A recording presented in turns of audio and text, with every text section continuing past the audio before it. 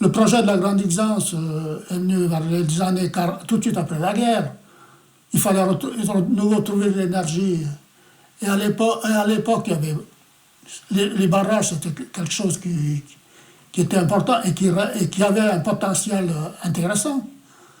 Parce que tout au départ, ramener des eaux depuis Zermatt, 100 km de galerie, et accumuler 400 millions de mètres cubes derrière un mur de 6 millions de mètres cubes, c'était pas... C'est quelque chose que il faut rendre justice et honneur à ceux qui l'ont fait.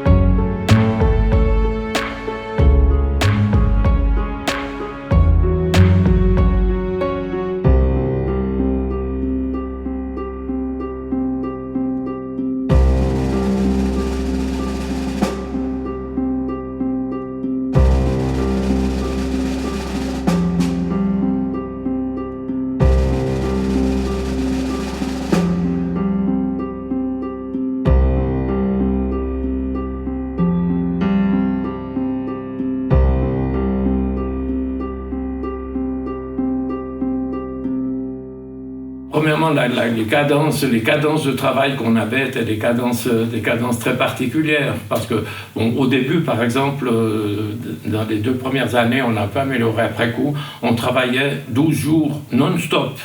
Donc on commençait, l'équipe, elle commençait à travailler le lundi à midi, puis elle allait jusqu'au vendredi à midi de la semaine suivante, avec seulement 2 heures d'arrêt le dimanche pour aller à la messe. Hein. Puis ensuite, on a changé un peu le régime où il y avait une semaine où on arrêtait le samedi et le dimanche, et puis une autre semaine où on arrêtait que le dimanche. Alors ça, c'est déjà... Puis au point de vue horaire, les ouvriers travaillaient 11 heures de suite, hein, donc bon, avec la pause du repas au milieu, mais enfin bref, c'est des régimes. Ensuite, vers la fin, on a fait un peu du 3x8, mais enfin bref... Au début, il fallait y aller. Hein.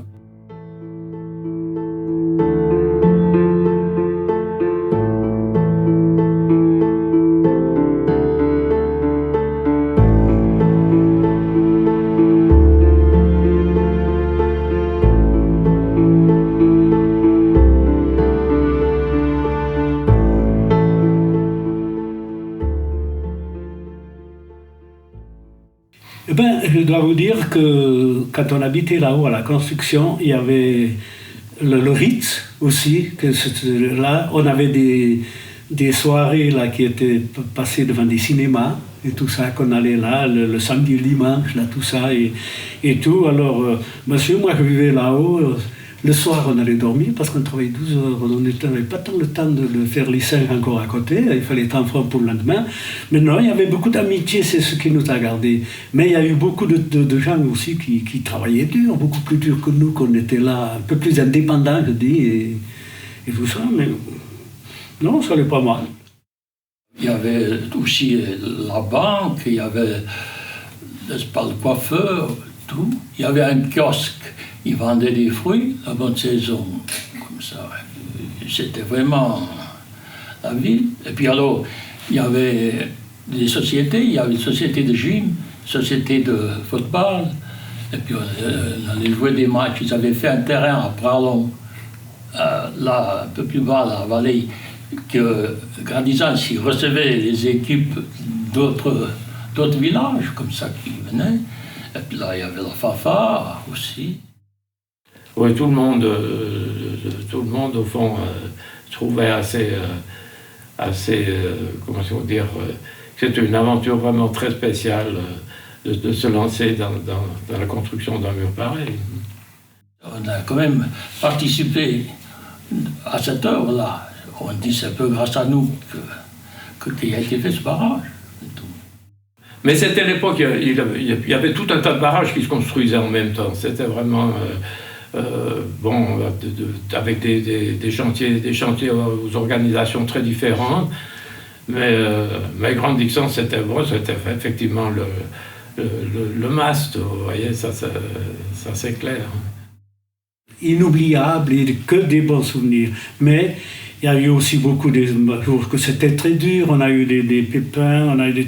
Parlons pas de ça, parlons que du... Bon, c'est ça, la vie.